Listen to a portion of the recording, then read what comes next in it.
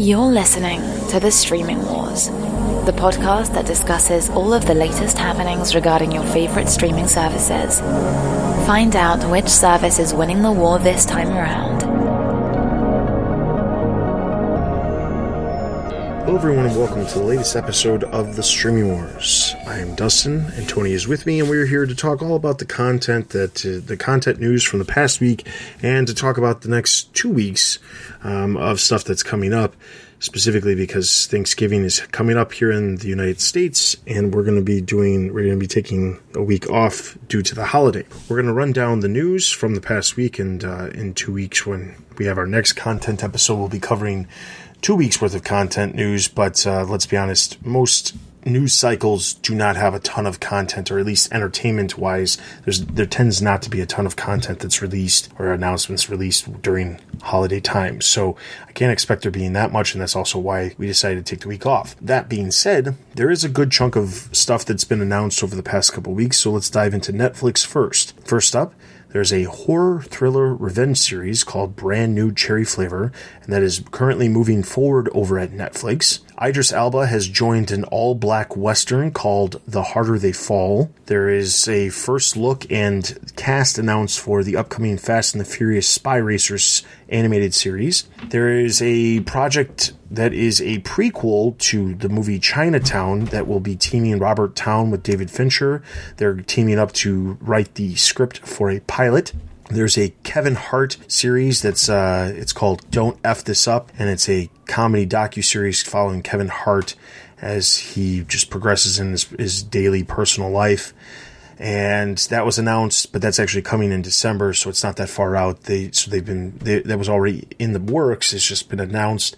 There's a new drama comedy series called Made coming from Margot Robbie's production company for Netflix. And then there's also the last bit of content related stuff is that Netflix just announced that they have signed a 3-year deal with the Korean production company Studio Dragon. While I'm not super familiar with Studio Dragon, the article itself stated that Studio Dragon is one of the top production companies actually in South Korea. So they're looking for the best content producers, and that's who this happens to be, just in a different market. So outside, even though it's outside the US, and while some of the projects will obviously, all the international projects that Netflix releases either is dubbed or has subtitles, this is something that's, it'll be interesting to see where it goes. So out of any of the announcements for Netflix, was there anything that jumped out at you? The Korean production studio is, to me, the most interesting. I have personally watched, I can't remember which show it is, but I watched one of their spy shows. Not specifically Studio Dragons, although it might have been, but one of South Korea's produced spy dramas, and it's top notch. It's great quality. I watched it back, goodness sakes, when was it? About 5 or 7 years ago. I was very naive in terms of how quality of content would be outside the United States. When I was expecting to go watch it, I heard reviews and it was going to be great, and I didn't know what to expect from an international drama, but when I watched it, I was like, man, this is some great stuff. And then South Korea's always been known to have excellent either music or televisions or movies, any type of entertainment production, output, content, whatever. They've always been known to produce great content, and I think the world has started to recognize how good South Korea's content is. And there's been this new wave of K-pop music hitting the United States, and although I don't really quite understand the craze, but K-pop music is extremely popular in the United States now, and that's awesome for Korean markets.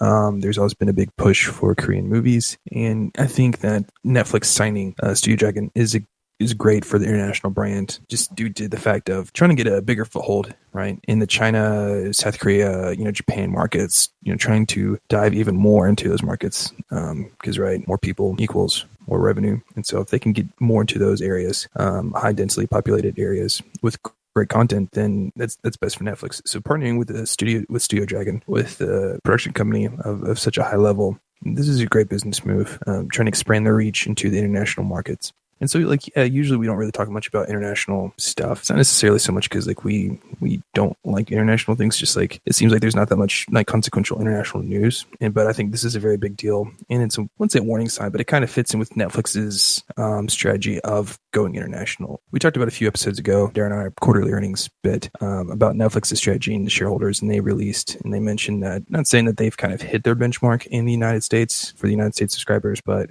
growth in the United States is kind of leveled off a bit. Not saying that there's not room for growth, but they've kind of, at the moment, seems like they've hit a virtual limit of subscribers in the United States. But for them, they viewed that the real growth would be outside the United States. And so focusing on a South Korean production company totally fits within that new business line of ideas of, okay, we're going to attack international growth. What is a good international market? South Korea. Not only will that Studio Dragon's popular inside South Korea, where there's millions of people, and Seoul is one of the biggest cities in the world. To sum it up, this is just great. It was great for Netflix. Fits in with their new business ideas and their line. It's going to be great for really just content in general. Yeah, I definitely agree. I think the reality of it is that Netflix's focus has to be on international markets, and they have to figure out the best ways to not only grow the international market as a whole, but also build the amount of content specifically meant for individual markets. The biggest thing to use as a reference point is you look at Hollywood over the past not even 10 years.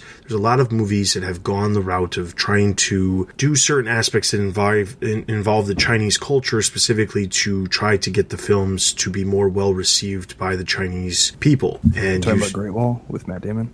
Great Wall, that's one. The last Transformers movies with Mark Wahlberg, that one specifically filmed a bunch of stuff in China, and they had a production company in China pay for half of the budget for the film, and then those movies get released there, and some of them do very, very well. That said, it's something that is clearly popular because the Chinese market as a whole for box office growth is a massive area that people really want to get into. I mean, the Avengers movies did very, very well here in the States, but they also did very, very well overseas. One of those markets was, in fact, China. And you can't have, and another example, Aquaman. Aquaman did very, very well here in the States, but didn't do nearly as well as Batman or Wonder Woman or some of the other DC heroes. But overseas, the movie ended up doing amazingly well, and a lot of that bulk of it doing well overseas is actually in China. So there's definitely a market for people to absorb other content. And then at the same time, over the past year, we've seen content that Netflix has released that is from other markets that actually ends up getting very well received from, in America, because Netflix is the one who's actually kind of bridging the gap between some of these cultures. And I think it's important. I think it's nice to see. And I'm not surprised. I mean, Netflix's massive opportunities come from overseas markets. It's not, like you said, they're at a point where they may not be at their limit, but they've kind of plateaued, and they're going to be at a plateau, especially while more streaming services launch here in the States. The international market, they have pretty much almost complete control over, because the other ones are going to have to slowly roll out and have to kind of expand at a very slow rate into these other markets. So Netflix has the advantage. They're already there, and if they can create content to build those individual international markets, there's no reason why they shouldn't. And I would honestly believe that, Netflix gets a lot of flack for the fact that they have a lot of comedy specials, and they have some shows that are absolute garbage. And I can honestly see in the next year some of that content that they're producing that isn't very well received to be replaced by content that is from international markets, because that content by itself could bring in more people than those random comedy specials or the random shows that are designed for an American audience but then end up not doing very well, because there's more opportunity for growth by having a series set within an international market. The other thing that I just wanted to quickly mention about the Netflix announcements was the Fast and Furious Spy Racers. And the reason why is because, so if you're unfamiliar, Universal Pictures, they are part of NBC Universal, which is owned by Comcast. This has nothing to do, but they're also part of the same company that's going to be launching Peacock down the line. One of the things that they also own that's under the same corporate umbrella is they own DreamWorks Animation. DreamWorks Animation Animation has been producing an enormous amount of content for Netflix, animated family content for Netflix for, I want to say, at least 4 years, but it really seems like they're constantly releasing new content all the time. Looking at some of the stuff that they had just in the month of November alone, they had a couple of Christmas or holiday specials that were based on different properties. They also had some new seasons of shows that they had. But basically, if you can think of a DreamWorks film that's released over the past 5 years, there's probably a Netflix animated TV series that is also released. I mean, even ones that didn't do very well in the box office because they had already greenlit certain projects before the movie even comes out. So, for example, there was a film a couple years back called The Croods, which was about a caveman family. That one didn't do very well at all in the box office, but it ended up having, I think, 2 seasons of an animated series on Netflix. Also done by DreamWorks, just in a different animation style. They have one for Boss Baby. They have one for Trolls, there's a new Trolls film coming out very soon here. But one of the things that's really interesting is because DreamWorks Animation is part of Universal, they also have these other projects that more recently have sprouted up. And I think some of these were announced. I know that they were announced way before we had started the podcast, but I wanted to bring them up. The other big Universal properties, the 2 major ones, are Fast and the Furious and Jurassic World, Jurassic Park. Those are the 2 big franchises that a lot of that Universal really pushes. You'll see, like, for example, Hobbs and Shaw came out this year, which is part of the Fast and the Furious. I don't think it's next year. I think it's 2 years out. 2021, I think, is the next Jurassic World. But Universal doesn't have a ton of major giant franchises. Those are the 2 that consistently do fairly well whenever they release a new film within the franchise. That said, one of the things that was announced a while back was that DreamWorks Animation would be creating animated TV shows to fall in line with these existing franchises. Fast and Furious is taking place in the same exact universe as the Fast and Furious movies, where the main character is actually the cousin of Vin Diesel's character from the movies. And this was interesting because this isn't the only one. There's also a Jurassic Park or a Jurassic World series that's coming about some kids who are on camp and end up on the island where Jurassic Park was, and it's about their adventures of trying to get off the island or something like that. It's skewed a little bit older than some of these other series, but it's content that is designed for that middle range young adult age group that isn't necessarily watching the preschool and early elementary age school kids shows that a lot of the DreamWorks films are based off of. I thought this was kind of interesting because, it shows that, one, Universal by themselves has absolutely no problem creating content for Netflix, because if they're getting a paycheck to produce content, they're going to keep doing it, and it's a successful manner. But it also shows that their high-profile franchises like Fast and the Furious and Jurassic World are definitely something that they have absolutely no problem creating content for some other service, which again shows where their mindset is for a service like Peacock, where while we hear, obviously, Warner Brothers and HBO Max is producing DC Comics content, Disney Plus is creating Star Wars and Marvel content. Those are their big franchises. You're not hearing anything about major content creation for Peacock at this point. And I just wanted to make a mention of that because it hasn't come up in the past. But it shows that, again, Universal is, like what we talked about just on Tuesday, it very much in the same business as Paramount and Sony, where they have no problem creating content elsewhere. And at the same time, Warner Media is creating content elsewhere too. Disney seems to be the only one who's kind of put themselves on an island, creating content only for themselves and nowhere else. All right, so moving over to Prime Video, the only news that came out of Prime Video this past week was that the Lord of the Rings series has gotten a second season before the first season actually premieres, which is not that surprising, quite honestly, if only for the fact that Amazon paid an enormous amount of money for the license rights to the Lord of the Rings franchise. Not only are they creating a single series, but the deal that the licensing deal that they have also allows them to have spin-off show or potential spin-off shows and a variety of other things, which is interesting, if for no other reason than the fact that, again, this is another franchise that happens to be over at New Line / Warner Media, and it's one that they had absolutely no problem licensing out to Amazon.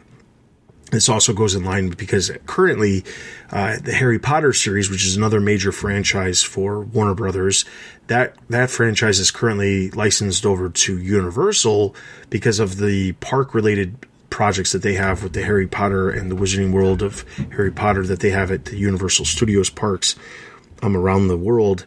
They actually have a licensing agreement in place until 2025 for the Harry Potter films to only pop up on-demand options for Universal properties like USA Network or Sci-Fi, and they also have the rights to the Fantastic Beasts films as well. And that's a partnership that exists outside of media, but it shows that there's certain elements there's certain franchises that these companies have that they understand they can't maintain all of their major franchises by themselves. That's not to say that Universal can go make a Harry Potter series. That's not at all what I'm saying, but it'll be interesting to see how things change over the next couple of years. HBO Max launches in 2020. By the time 2025 rolls around, will we end up seeing something like a Harry Potter series or something set in that same universe because they can get the rights back to their films that they've licensed out for the foreseeable future? Because obviously, as we've talked about multiple times on different episodes, content is king, but it also comes down to how much money can you actually spend on this content. Warner Brothers can't create a Lord of the Rings series, multiple DC series, Harry Potter series. They can't spend the money to actually make all of these franchises super successful in a television format, on top of creating other content for their service that isn't necessarily part of those franchises. When you look at Disney, we just talked about this on Tuesday, you look at Disney and they're creating a massive amount of content when it comes to Marvel, and they've announced a number of different series for Star Wars. But when you look outside of that content, as we pointed out on Tuesday, there's not a whole lot there to draw in interest. So obviously there's some business decisions that are being made here about, we can't do everything, especially from the very beginning, because if we do, it's going to cost a lot of money up front, and we're already going to have to start from scratch and build up our subscriber base in the first place. So, all right. So then jumping over to Apple TV Plus, there was two things. First off, Slow Horses, a spy drama starring Gary Oldman, has been ordered to series over at Apple TV Plus. And then the other thing is there's a film called The Banker, which stars Anthony Mackie and Samuel L. Jackson. This film was supposed to premiere at a film festival actually this week, and actually the premiere got canceled. The film isn't actually supposed to release on the service until January, because they're kind of going the route of Amazon Studios, where they're going to be releasing things in theaters, at least in a limited release, before they release it on the service itself. But this was a film that wasn't necessarily created, it was not created specifically by Apple. This was a film that Apple purchased the rights to so that they could have it on their service, and they become the distributor for the film. But this was, again, an odd situation, because to have a premiere canceled, that doesn't typically happen. To have a film, this is only the third film, I believe, that Apple has dealt with. To have the third film, because they had the African Queen, which was the elephant documentary, and then they had a movie called Hala that's actually coming out in the next 2 weeks that will be on Apple TV Plus very soon. But they've premiered those previously, but this is only the third movie this company is premiering as a distributor, and they had to cancel the premiere. And the article itself was over on The Verge, which also dived into some stuff that was over on Deadline. But the odd thing was, it seems like nobody knows exactly why. When I looked up this morning, I saw that it got on CNN's front page, which was surprising. I was reading on CNN, and it didn't give any more detail, but I was like, oh wow, this is substantial news. Yeah, this is ridiculous. This is not a good look on Apple, in the sense of Samuel L. Jackson's a very well-known actor. He gets butts and seats, let's put it that way. Anthony Mackie, he's pretty famous too. But yeah, when you have a movie with Samuel L. Jackson and Anthony Mackie, two very well-acclaimed Hollywood actors, in a film that the description seems interesting, and you've had to cancel it, this is not good for your brain. Now, this is not to say that they should release it just because. I think they should, regardless of an investigation. I know that if there's sketchy things that are happening, then they need to investigate and figure out what was happening. But this whole experience, let's put it this way, is not necessarily good for Apple, and it's a setback, regardless of what actually does happen. And they can't, film the movie, they can't release the movie due to whatever is happening. Like, that's fine. Obviously, you should do what you have to do, and television and movies don't come before, morality. But at the end of the day, this is just another setback for Apple when they're trying to kickstart their service. And it's like, feels like no matter what Apple TV can do, it just keeps getting like punched in the gut. And that's just not good. I mean, it's also unfortunate because I sent you an article a couple of days ago. The creators behind the morning show, they had been interviewed in some regard. I don't remember who it was with, but they were interviewed with somebody, and they were saying that the initial critical reviews they felt was like an attack on Apple and not necessarily the content that they were producing. I can't honestly say that I don't know how the content is, so I'm not going to sit here and say, yes, it's a good show or it's a bad show, because I haven't seen the show yet. But when a creator goes out there and puts their neck out on the line and says, hey, yeah, we don't agree with these critical reviews, it definitely can't be that they're watching our show. It's that they're giving a critique of the Apple TV Plus service or something like that. It doesn't come across in necessarily the best light. It makes it seem like the creators aren't acknowledging that there could be issues. Now, at the same time, yes, the show has been well received by audiences, not necessarily critics. So there's that aspect of it, which they did bring up, and they're like, well, audiences are loving it. So, clearly we're doing something right. Yes, that's true. But I think the biggest complaint, at least as far as from everything I've read, is not so much that the series itself is poorly received by the audience or anything like that. But when you look at a film like Transformers, it does well in the box office, but the critics absolutely hate those films. If you're creating content that is meant to be, audience pleasing, but isn't pleasing to the critics, then that's what you're going to be doing. But that's not what Apple's intent was. Apple's intent was to be like the next HBO, create extremely premium content that you're paying a premium price for. And that is what you can expect. C was touted as a show like, on the Game of Thrones scope, as far as like the amount of money they were spending on the series and the world building of something that's not, not just a normal day, run-of-the-mill present-day situation. It was touted as like a Game of Thrones-esque show. And the thing is that, based off what I've seen from the trailers, yes, I can see the world-building aspect. I can see how they could have spent as much money as they have.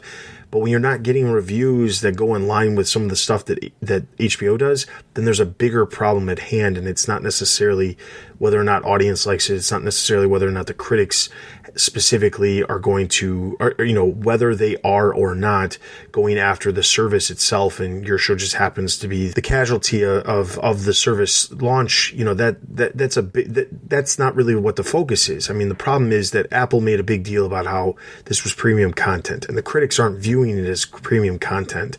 They're viewing it as content.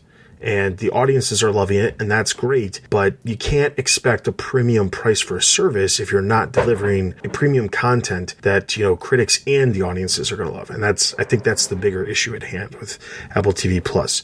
And with the issues with the banker, yeah, it's definitely not a good sign. It's not a good sign at all. There's no word on if it's going to delay the release of the film on the service. But the intent was, at least I watched the trailer. It looked like a really interesting movie. Again, I would check it out if I had Apple TV Plus. I don't. I saw the trailer. It looked good, but I could see that it was definitely like a show or a movie that they were trying, they're releasing specifically now for award season. It has that like awards vibe, and I think that's ultimately what the reason was for releasing it. And now holding off the release, it kind of puts other things in perspective about, okay, so this was the only film they had for award season. If it got some buzz, that would be good for the service. Now they're not premiering it, and it's getting negative buzz just because of the controversy surrounding whatever is going on, and that's, like you said, not a good thing for Apple TV Plus. All right, next up, Disney Plus. There was only one new thing. There was a new docuseries focusing on dogs chosen to become guide dogs. This is coming in December. Jumping over to HBO Max, there was two new shows, a show called Gumshoe and a show called Vegas High. They both got pilot orders for HBO Max. And then there's a new comedy series focusing on CIA interns in development at HBO Max as well. Out of these three different projects that were announced in the log lines that were released, I think I'm probably most interested in the CIA interns show because it seems like it could be pretty amusing, especially if the interns are slightly bumbling. No, I completely agree. I would love to see CIA interns, My Community TV show. I think that would be hilarious because the CIA is just such a serious place. I can't say this for the CIA, but I definitely know for the Pentagon, there's a lot of sensitive work and this classified people. So they, I went to Starbucks earlier today and I had to put my name on the coffee. Sort of like an Americano, I put my name on the coffee and that's fine. But even in the Pentagon, Starbucks, they couldn't do that because names are classified. So they had to figure out a new system to deliver people coffee. And so when you have a place that's, just as secure or even maybe perhaps more secure, I wonder what, type of shenanigans could happen, because it's just the ridiculous things of that stuff. I don't know. I can, in my mind, I'm just imagining just a bunch of crazy scenarios that are going to happen, and I think that's going to be hilarious. Yeah. I would watch the crap out of that. Yeah. All right. So then moving over to the other services, as usual, the only real major news that we have comes from Quibi because as we have learned, if there's a day in the week, Quibi wants to announce another series. So Quibi has picked up a Will Arnett hosted comedy series called Memory Hole. Quibi has ordered a Varsity Blues revival series. Quibi is developing a dystopian dating app comedy. Turn of the Screws series is being developed over at Quibi. There's a Zac Efron helmed adventure series called The Killing of Zac Efron, and Quibi has ordered the drama series update of the film Swimming with Sharks. Just now I have a question. So Quibi, you're right. Every week we kind of joke about all the news that they put out, but Varsity Blues, that's a very famous, right? That's going to cost some money. They've dropped money onto other different things. How is Quibi funded? This is kind of crazy, the amount of content and people, and they got Spielberg to show up. If you look at all these shows and you add up kind of just some rough numbers, they're spending a crap ton of money, more than I imagined that they would. So I'm just curious, who their backers are, because this is more than I would imagine, a venture capital would be down for, hey, we're going to sign up for all these different things. It's no, you need people that actually truly believe. You need a lot of money. Yeah. And it's a kind of an interesting story. So Quibi is actually, they've raised an insane amount of funding, but it's their prime investors are almost all major Hollywood studios. To just give you and to just put out some of the ones that they've at least acknowledged and publicly have said: the Walt Disney Company, NBC Universal, Sony Pictures, Warner Media. The Alibaba Group is one of the investors for Quibi. They have a lot of backing. They've basically raised at least $1 billion. Then they also, I remember just a couple of weeks ago that it was announced that they had sold their ad blocks for the first year's worth of content. So just 2020's worth of content that was valued somewhere in the neighborhood of another $150 million. So they've got at least $1.2 billion that they've raised for creating content. And now the thing is, and we've talked about Quibi here or there, and one of the things we talked about was their intent with the actual content is to be viewed on a phone. It's not going to have apps available for your Roku or your Amazon, so they don't have to spend a lot of money creating all of these apps for all of these different devices that a lot of other companies have to spend money on developing. They're not going to be available to watch on your television. But also, the really important thing about that aspect of the way they're releasing their content is the content is limited on what you can see. While we talked about how they have every intention of making it so you can view it horizontally or vertically, depending on which way you're holding your phone, which of course is a whole new way of absorbing content, because typically everything is a horizontal unless you're watching a video that was filmed from a cell phone on social media or something like that. But it's a whole new way of, releasing content in multiple different ways of viewing. That is Quibi, but the basic gist is they have a lot of backers, and there's a lot of people who are creating content. A lot of the content we see and we hear announcements of, we don't necessarily always have, we don't always talk about the production company behind these projects, but there is a lot of content that is going to be produced by the variety of the investors that are involved. I actually said earlier Disney's not producing content, but Quibi is not a competitor to Disney, so And it also makes sense that they're an investor. So that's Quibi. And that's obviously why we keep hearing so much content, because they're not going to have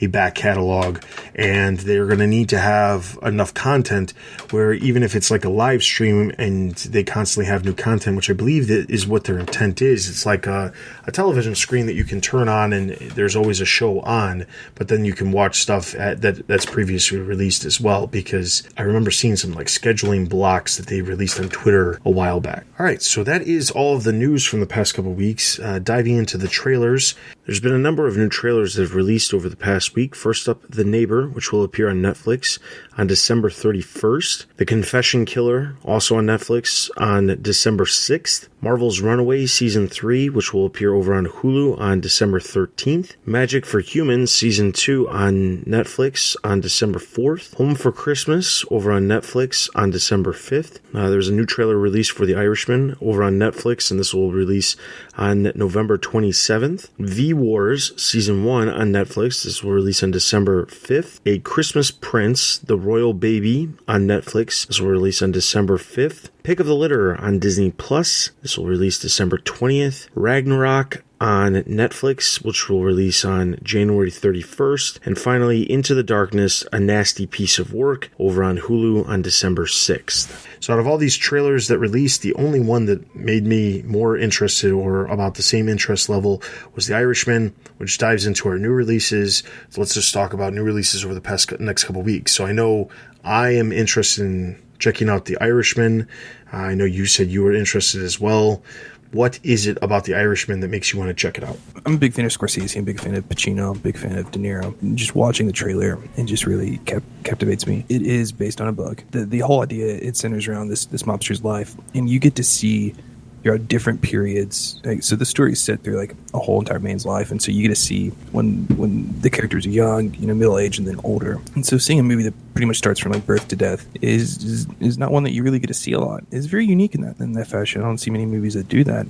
So I just want to see how the life of the mobster, see the life of all these different events, and you don't see that many movies these days based on that premise and just a very authentic idea, an authentic plot. It just captivates me. Unfortunately, the movie is going to be like 3.5 hours long, so I got to prepare and pack a bunch of snacks. But otherwise, that's the one that captivates me the most out of all these different movies that I see. The Irishman is definitely something that I'm interested in, like I said earlier, but probably for just slightly different reasons. I've obviously there's other movies out there, Goodfellas, Casino, that also has a lot of the same cast that's going to be in this film.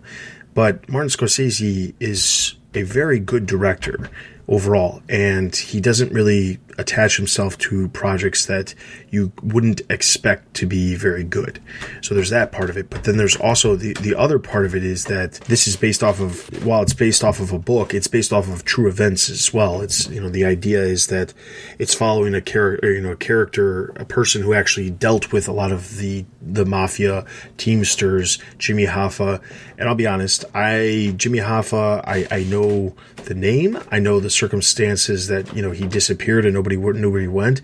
And when I saw that this was an aspect of the film, I was like, okay, this could be really interesting, because it at least the way the trailer makes it seem is that Hoffa was involved with the mafia, but then when the mafia realized that Hoffa was a threat, they needed to get rid of him. And whether or not that actually happened, that's anybody's guess, because nobody really knows what happened to him other than he's no longer around. Because that's one of there's so many conspiracy theories. Yeah, exactly. It's just like one of the great mysteries. It's one of those things where that's probably the reason it stands out to me the most. There is a couple of other projects they're releasing. So we're covering 2 weeks worth of stuff this time around, because next week, like I said, is Thanksgiving. So there's a couple of other projects. So I talked about a show called The Toys That Made Us, which is a docuseries following different toy franchises and giving the history behind them from the people who actually were there in the creation of the toy series and people within the actual toy industry at the company level and things. But there's another series from the exact same people that's called The Movies That Made Us, and they're doing the exact same thing, only they're taking very popular movies and doing interviews with the cast and the people behind the scenes and kind of how those movies shaped our society. And I know I know the first season is coming out in the next 2 weeks, and it features 4 different movies: Ghostbusters, Dirty Dancing, Home Alone, and I don't remember what the other one is. But there's four of those, and they're really well done. And Toys That Made Us is really well done too. There's another docuseries. As you can tell, I watch a lot of docuseries because I keep bringing these up. But there's another docuseries called Broken, which is coming from the same people behind the docuseries called Rotten. They've just released season 2 at the beginning of October. But there's another series called Broken, which deals with industry policies and how they're broken. So there's different episodes. Each episode is a self-contained topic. One of the episodes is dealing with how plastic consumption is at an all-time high, and how the industry has, a lot of these have to do with how the industry has passed the buck on how to deal with these things to the consumer rather than dealing with those situations themselves. So that's something that I'm extremely interested in. And then the last one is actually over on Disney Plus. There's a new series called One Day at Disney, which is going to follow 52 different employees from the Disney company and show how their individual lives, how they go about their normal day of work. I remember them announcing the project and thinking, oh, this is going to be really interesting. But then I found out a little bit more details. There's actually 52 episodes, so I'm guessing consecutively they're going to be releasing these one per week for the next year. But unfortunately, I was thinking, oh, this will be a real great way of seeing how some of these people, go about doing their work. But then I found out, of course, it's another one of those 5 to 7 minute segments instead of an actual episode. So it's not a whole lot of content, but you'll get to see and explore a lot of the different types of people who work for the Walt Disney Company. So I'm interested in it despite its shortcomings. There's a bunch of content. If you're unaware of which content is coming out and you're wanting to know what kind of content is coming out, I got an idea. Head over to our site, thestreamingwars.io/streaming, and you will find a content calendar of all the content that is currently out from the past 2 weeks, as well as the upcoming content that is coming out in the near future. So I encourage you guys to check that out. It is very useful, and while there are other sites that produce calendars and there's articles out there, this is pretty well made in the fact that it can be you can filter out certain services, you can filter out certain types of content. So definitely check that out if you haven't already. So with all of that being said, that's going to wrap up this episode. I want to encourage you guys to follow us on Twitter and join our Discord, where you can find all of these articles that we are talking about and all of these announcements related to content as we actually find them. They are posted on Twitter and on our Discord. You can follow us on Instagram for all its updates for the podcast itself. When we release a new episode, we always post over on Instagram. In addition to that, you can send us an email at thestreamingwars@gmail.com, where we'll respond back to your emails as we get them and give you answers to the questions that you guys have. Also, if you are so inclined, you can leave us a review anywhere you are listening to this podcast. Those are always greatly appreciated, whether it be on Apple, Google Podcasts, or anywhere you're listening to this. Reviews are always greatly appreciated. So before we close out the episode, just a reminder, next week we'll be releasing some shorter episodes, but we'll return in just under 2 weeks with our normal news shows related to the streaming service, and our next content episode will be 2 weeks out. So with all of that being said, for Tony and myself, you've been listening to The Streaming Wars, and we'll see you guys next time. Thanks for listening to The Streaming Wars. Check us out on Twitter and Instagram. Also consider supporting us on Patreon. Links can be found at thestreamingwars.io.